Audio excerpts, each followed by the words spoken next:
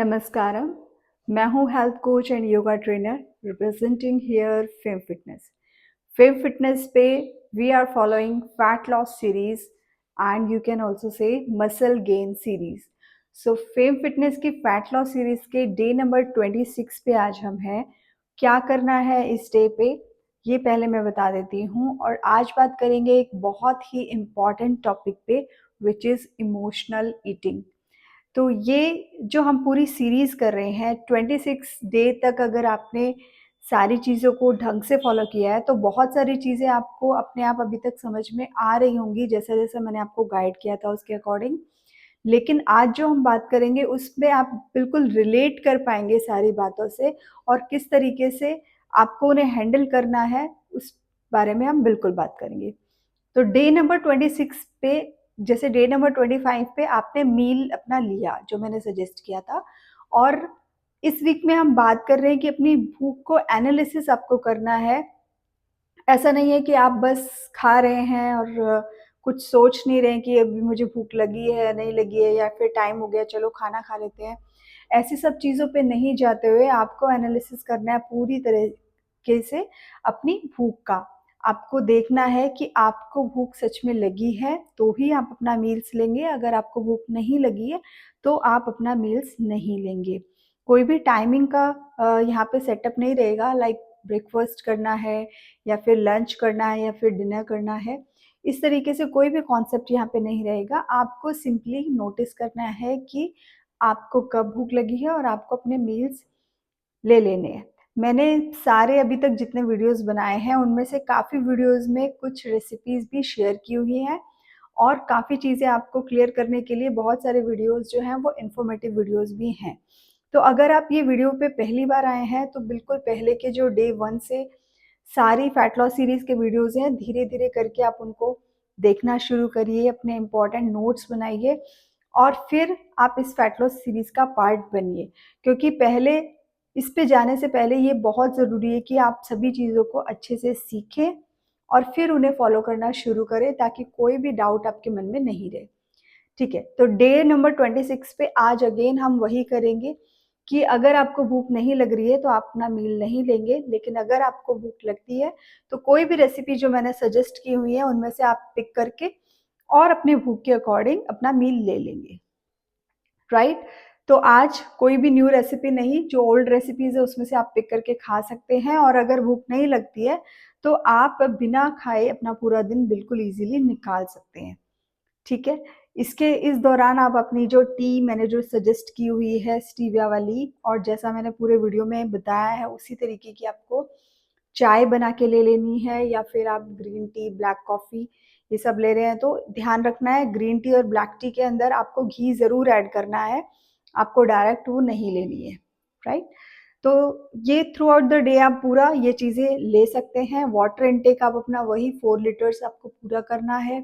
Butter milk वगैरह आप ले सकते हैं बिल्कुल, लेकिन मेन मील जो आपको लेना है वो बिल्कुल अपने हंगर के अकॉर्डिंग लेना है। अगर आपको अच्छी सी भूख नहीं लगी हुई है तो आप अपना मील नहीं लेंगे, राइट? तो चलते हैं आज के टॉपिक पे विच इज़ इमोशनल ईटिंग। और 99% जो लोग जो ओबीस हैं, जिनका वेट बहुत ज़्यादा है, उनका वेट बढ़ने का कारण स्ट्रेस होता है, और स्ट्रेस के लूप में फँस के वो इमोशनल ईटिंग करना शुरू करते हैं और धीरे-धीरे भूल जाते हैं कि सच में हमें भूख कब लगी है और कब हम सिर्फ़ क्रेविंग्स या ऐसी चीज़ों को हैंडल करने के लिए ही अब खाए जा रहे हैं, खाए जा रहे हैं। तो ऐसा जो भी कुछ खाना है जो आपने भूख के बिना खाया है, तो वो डेफ़िनेटली आपकी बॉडी में फैट स्टोरेज को बढ़ाएगा। जो लोग स्लिम होते हैं, उनका सबसे बड़ा रीज़न यही होता है कि वो उन लाइफ़ में स्ट्रेस सबकी है, लेकिन वो उसे मैनेज करना जानते हैं, या फिर वो बहुत ज़्यादा स्ट्रेस लेते ही नहीं हैं चीज़ों का, और स्ट्रेस में आके कभी भी या कोई इमोशन में आके कभी भी अपना कोई मील पिक नहीं करते हैं। तो यहाँ पे बात ये नहीं हो रही है कि कैलोरीज़ आपको कितनी लेनी है, उससे आपका फैट लॉस होगा। बात यहाँ पे ये हो रही है कि आपको इमोशनल ईटिंग को हैंडल करना सीखना है, ताकि आपको ये अच्छे से समझ में आए कि आपको सच में भूख कब लगी है, तो आपको क्या उठा के खाना है। आप बहुत माइंडफुलनेस के साथ अपना खाना खा रहे हो। ऐसा नहीं है कि बस मन किया और आप खाने की तरफ चले गए। तो ये बहुत ही अच्छे से समझने वाली चीज़ है। अगर आप ये इमोशनल ईटिंग पैटर्न को समझ गए, तो ट्रस्ट मी आपको ये सीरीज़ पूरी करने के बाद जब आप सारी चीज़ें कर चुके होंगे और आप अपने गोल्स पे पहुँच चुके होंगे, आपको पूरी लाइफ़ में किसी की भी ज़रूरत नहीं पड़ेगी कि आपको वो गाइड करे कि आपको क्या खाना है और क्या नहीं खाना है। इवन किसी भी तरीके का खाना, इवन इंक्लूडेड जंक ऑल्सो, कोई भी तरीके का खाना अगर आप माइंडफुलनेस के साथ खाने वाले हैं, तो वो आपको हार्म नहीं करेगा। लेकिन ये सब चीज़ें अभी के लिए नहीं है, क्योंकि अभी आपको नहीं पता है कि आपको किस तरीके से खाना है, या आप इमोशनल ईटिंग में और जो रियल ईटिंग है उसको आप अभी नहीं समझते हो। इसी रीज़न से आप अभी ओबीस हो। आपको नहीं पता है कि कैसे आपने इमोशनल ईटिंग को हैंडल करना है, कि आप बस खा रहे हो इमोशंस में आके। तो सबसे पहले समझते हैं कि इमोशंस कौन-कौन से ऐसे इमोशंस हैं जिसमें हम खाने की तरफ जाते हैं। अगर आप शिकार हो इमोशनल ईटिंग का, तो पहले आपको समझना है कि ऐसा क्यों होता है। तो सबसे बड़ी एक चीज़ कि कोई अगर एक पर्टिकुलर फूड है जिसकी तरफ आपका मन जाता है, लेट्स से कि चॉकलेट्स हो गई, सबकी जैसे अपनी-अपनी चॉइसेस होती हैं, कि या फिर पेस्ट्रीज़ हो गई, या फिर कोई पिज़्ज़ा वगैरह हो गया, कुछ भी ऐसा अगर आपको एक कुछ ख़ास खाने का मन करता है और आपको ऐसा लग रहा है कि आपको बहुत भूख तो नहीं है बट आप खा लोगे वो, और आप उसके बारे में सोचे जा रहे हो। तो जब आपको कोई ख़ास पैटर्न फूड ही खाने का मन होता है, इसका मतलब बहुत ज़्यादा यही है कि वो इमोशनल ईटिंग है। क्योंकि जब आपको भूख लगी होती है, आपका माइंड अच्छी चॉइसेस करता है। ज़्यादातर टाइम वो ठीक खाना अपने लिए पिक करेगा। लेकिन जब आप इमोशनल ईटिंग में होगे, आप ज़्यादातर रॉन्ग फूड चॉइसेस ही प्रेफ़र करोगे। तो ये बहुत बड़ा सिग्नल है कि आप उसको खाते हो और फिर बाद में आपको डेफ़िनेटली एक गिल्ट होता है कि ये मुझे नहीं खाना चाहिए था, मैं फैट लॉस सीरीज़ पे थी और फिर भी मैंने ये गलती कर दी। तो वो एक गिल्ट आपके अंदर आएगा, क्योंकि अब जब आप खा के हट चुके हैं उस चीज़ को, तो आपको समझ में आएगा कि ये एक्चुअली आपके लिए नहीं था और इसने आपकी पूरी डाइट को डिस्टर्ब कर दिया। तो ये बात आपको सबसे पहले समझनी है कि अगर आपको कभी भी ऐसा लगता है कि कोई एक खास खाना खाने का आपका मन हो रहा है, लाइक क्रेविंग्स आपको हो रही है, तो वो इमोशनल ईटिंग ही है। आप किसी चीज़ से हिट हो, या तो आप बहुत ज़्यादा खुश हो किसी चीज़ को लेके, या बहुत ज़्यादा दुखी हो गए हो, सैड हो एकदम, या आपको सडन कुछ ऐसा आ गया जो आपको करना तो नहीं था बट अब आपको करना पड़ रहा है, ठीक है? एकदम से कोई ऐसी कुछ भी बात जो आपको हर्ट कर गई है, तो कोई भी जो इमोशन एकदम से आपको बहुत गुस्सा आ गया है, तो ये जो हमारे इमोशंस हैं, इमोशंस को सेटल डाउन करने के लिए आप खाने पे जा रहे हो। तो यही है इमोशनल ईटिंग, और इसका सबसे बड़ा यही है कि आपको कुछ खास खाने की ही का ही मन करेगा। लाइक आपको कुछ मीठा, अगर आपको लगता है कि आप मीठा बहुत पसंद है, तो आपको एकदम ऐसा लगेगा कि मुझे कुछ मीठा ही खाना है, और वो भी आप उसमें भी रॉन्ग चॉइसेस ही पिक करोगे। लाइक मेरी पूरी डाइट पे मैंने आपको ये भी सिखाया है कि स्टीविया से आप कुछ ना कुछ मीठा बना के खा सकते हो। लेकिन जब आप इमोशनल ईटिंग में होंगे तो आप वो नहीं करोगे, आप रॉन्ग चॉइसेस पे जाओगे, ज़्यादातर आप शुगर अपने लिए पिक करोगे। है ना? तो जब भी ऐसा हो तो समझ जाइए कि आप इमोशनल ईटिंग के शिकार हो। आपको ये बार-बार जो क्रेविंग्स हो रही है वो भी one kind of emotional eating है। अनदर थिंग कि इमोशनल ईटिंग का जो है एक कुछ ना कुछ पैटर्न बना होता है, कुछ ना कुछ चीज़ आपको ट्रिगर करती है और आप उसकी तरफ जाते हो। जैसे फॉर एग्ज़ाम्पल कि सपोज़ आप ऑफ़िस में हो और शाम को इवनिंग के टाइम पे बाकी सब लोग जो हैं, वो चाय पी रहे हैं। तो आपने भी चाय ले ली, और जो चाय है उसके साथ आपको स्नैकिंग करने का मन होता है, लेकिन आपको भूख नहीं है। बट आपने, क्योंकि ये टाइम हो चुका है, सब बाकी ऐसा कर रहे हैं, तो आपको भी मन होगा कि आप भी ऐसा ही सेम करें। दूसरों को देख के, या फिर आपको लगेगा कि चाय के साथ मुझे कुछ खाना है, तो आप कुछ ना कुछ रॉन्ग पिक करोगे वहाँ पे। तो वो एक ट्रिगर हो गया कि जैसे आप वर्क प्लेस पे हो, थोड़ा इवनिंग टाइम पे आप थके हुए हो और आपने अपने लिए चाय ली, और साथ में कुछ ना कुछ मंचिंग करने के लिए आपने रॉन्ग चीज़ को पिक किया अपने लिए। तो ये भी एक तरह से ट्रिगर बन गया कि आप वर्क प्लेस पे थकते हो जैसे ही, तो वैसे ही आप चाय लेते हो और चाय के साथ में कुछ ना कुछ रॉन्ग चॉइसेस ऐड करते हो। तो इसको आपको समझना है कि क्या पूरे दिन में ऐसी कोई चीज़ है जो आपको ट्रिगर कर रही है, तो उसे आपको क्या करना है, टाइम सबसे पहले बदल देना है। सपोज कि आपको 4 बजे ऐसा हो रहा था, तो आप उसको किसी तरीके से सिर्फ 10 दिन के लिए थोड़ा स्ट्रेच कर दो। लाइक 4:30 तक आप बोलो कि नहीं, मेरे को ये चीजें नहीं लेनी है, 4:30 पे देखेंगे कैसा लगता है। तो आप ये फील करोगे जैसे ही 15-20 मिनट्स आपकी इस ट्रिगर वाली चीज से आप आगे जाते हो, तो काफी हद तक आपको अब मन ही नहीं कर रहा होगा वो सब चीजें करने का जो आपने 4 बजे करने का सोचा था। तो आपको क्या करना है, अपने मन को समझा के थोड़ा सा आगे स्ट्रेच करना है कि ठीक है, 4:30 पे देखते हैं कि क्या करना है, राइट।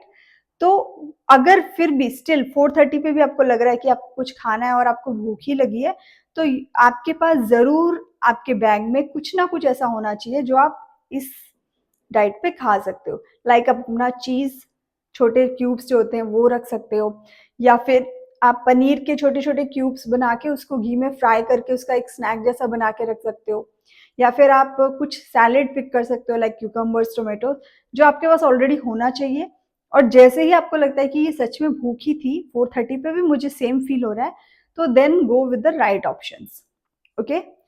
तो एक और पॉइंट जो कि हमारी इमोशनल ईटिंग या फिर हमारी डाइट को खराब करने के लिए बहुत बड़ा रीजन है, वो है हमारी नींद।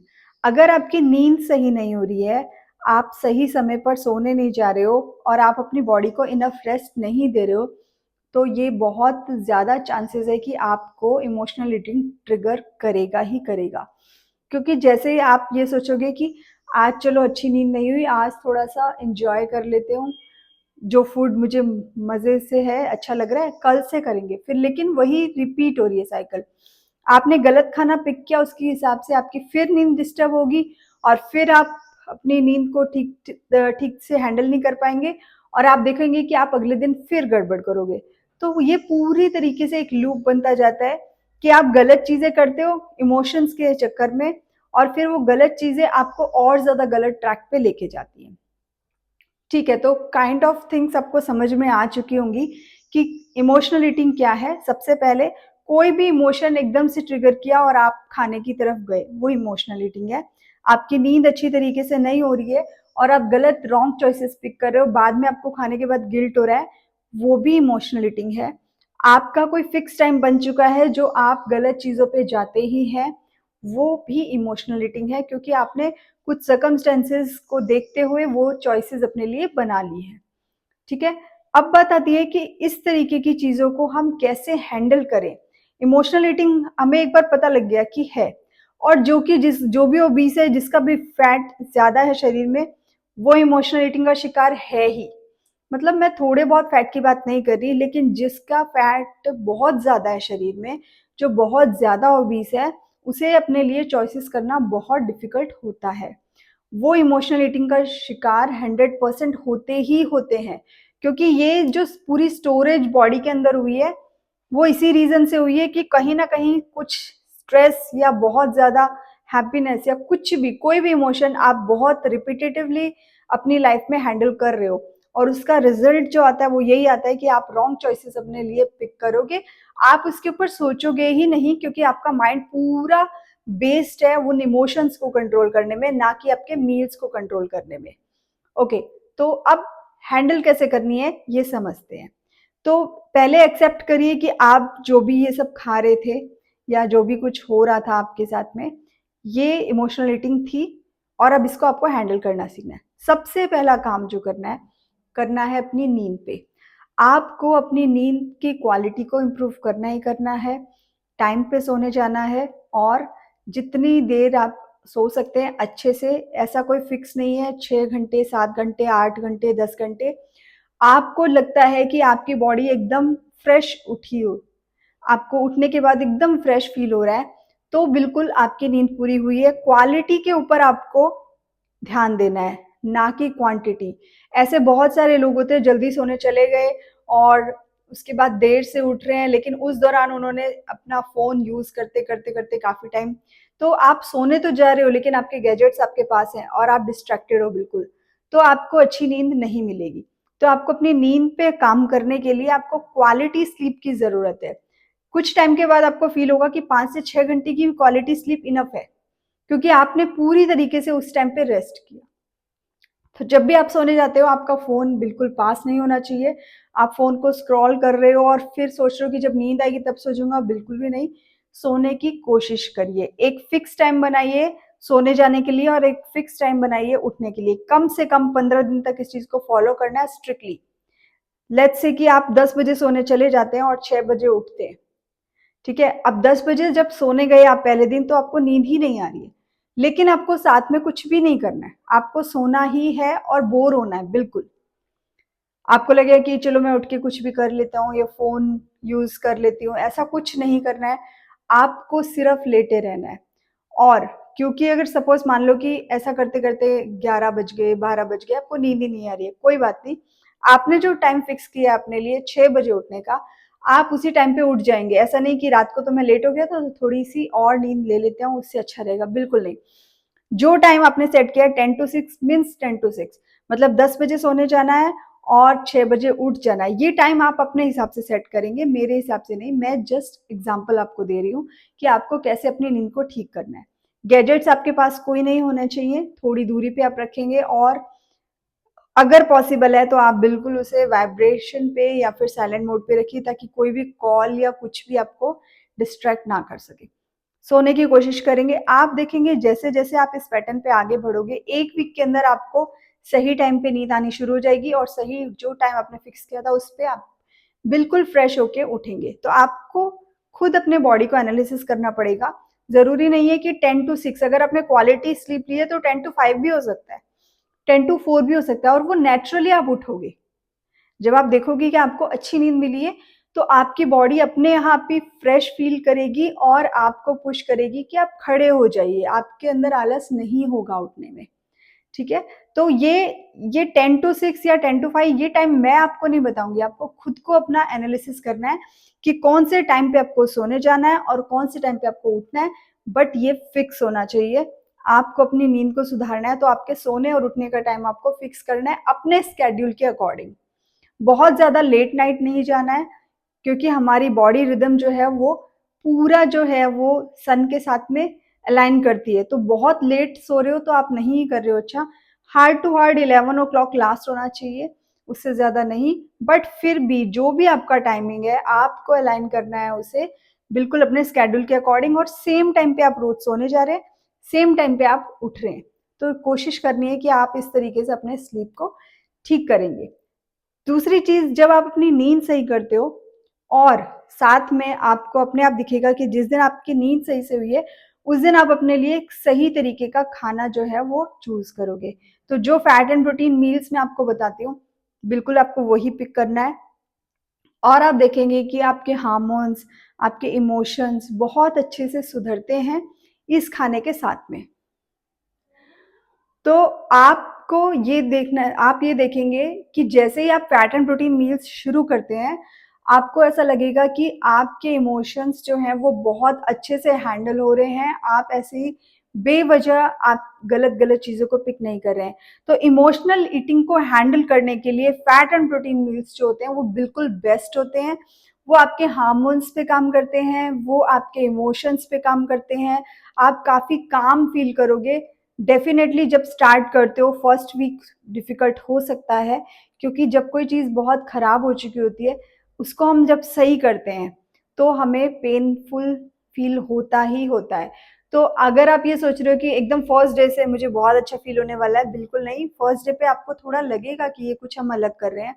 सेकंड डे पे थोड़ा कम, थर्ड पे ऐसे-ऐसे आपकी बॉडी जो है वो स्विच करती है एक अच्छी चीज़ पे तो शुरू में थोड़ी प्रॉब्लम बेशक हो, लेकिन जैसे-जैसे आप 1 वीक एटलीस्ट आप पकड़ के चलो 1 वीक आपने निकाल दिया, तो आपको लगेगा कि बहुत सारी चीज़ें सॉर्ट होती जा रही हैं। आपके जो इमोशनल ईटिंग पैटर्न्स थे वो ब्रेक होना शुरू हो रहे हैं। आपको धीरे-धीरे समझ में आने लगेगा कि किस तरीके से आपके जो हंगर हार्मोन्स हैं वो ठीक ढंग से काम कर रहे हैं। आपको फालतू की क्रेविंग्स धीरे-धीरे बंद हो जाएगी।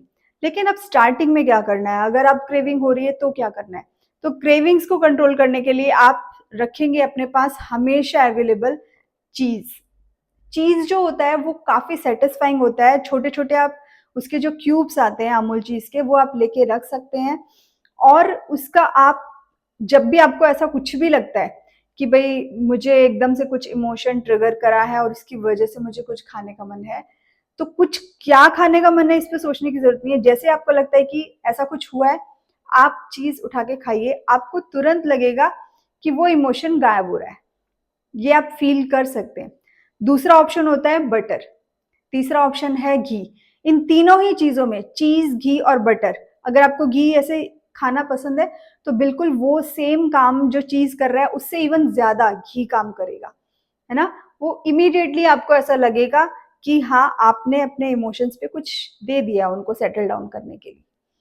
थर्ड थिंग कि आपको एक चीज आप ऐड कर सकते हो यहाँ पे, जो अनस्वीटेंड कोकोआ पाउडर आता है। बहुत थोड़ी क्वांटिटी में लेना है, लेकिन अनस्वीटेंड कोकोआ पाउडर आप लेंगे, फुल क्रीम मिल्क लेंगे, स्टीविया, ये तीनों से आप एक शेक की तरह बनाएंगे। क्या क्या लेना है आपको? Cocoa powder like 1 table spoon ले सकते हैं आप, और वो काफ़ी बिटर होता है टेस्ट में, तो आपको स्टीविया ऐड करना ही पड़ेगा। फुल क्रीम मिल्क लेना है आपको, ठंडा लेंगे तो अच्छा टेस्ट देगा वो ज़्यादा। आप इसको बिल्कुल वार्म भी बना के पी सकते हैं, अगर आपको चॉकलेट मिल्क जैसा कुछ वार्म मिल्क पीना है, बिल्कुल आप इसको गर्म भी ले सकते हैं, ठीक है। तो इसमें आप थोड़ी कॉफ़ी ऐड कर सकते हैं, ठीक है। तो ये जो है, ये मैं आपको कभी किसी वीडियो में बना के भी दिखा दूंगी, बट फॉर टुडे आज आप थोड़ा समझ सकते हैं। अनस्वीटेंड कोकोआ पाउडर आप अपने पास रखिए, फुल क्रीम मिल्क लीजिए, उसमें एक शेक की तरह उसे बनाइए स्टीविया ऐड करके।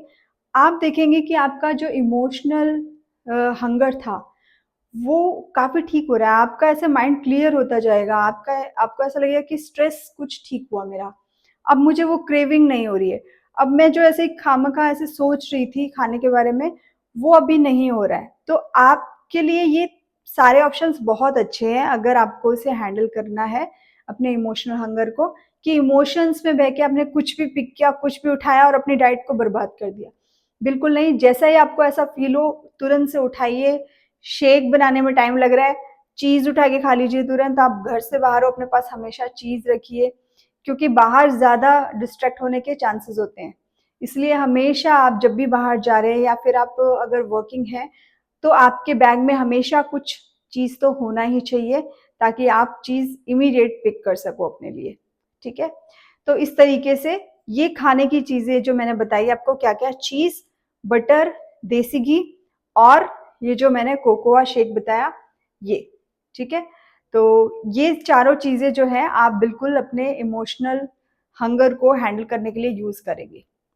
उसके बाद अपना वाटर इनटेक आपको अच्छा रखना है, अपनी नींद अच्छी रखनी है, और अपने मील्स जब भी आपको भूख लगती है, फैट एंड प्रोटीन वाले मील्स आपको लेने हैं।